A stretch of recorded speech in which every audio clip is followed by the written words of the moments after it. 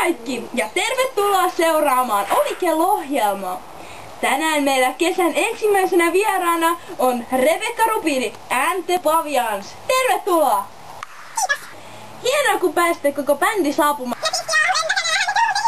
Kertoisitko hieman, ketä he ovat?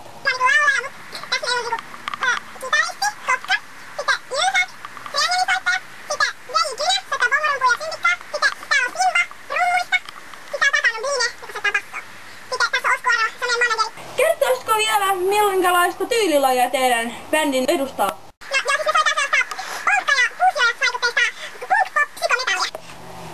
Kuulostaa todella mielenkiintoiselta. Suuret kiitokset haastattelusta.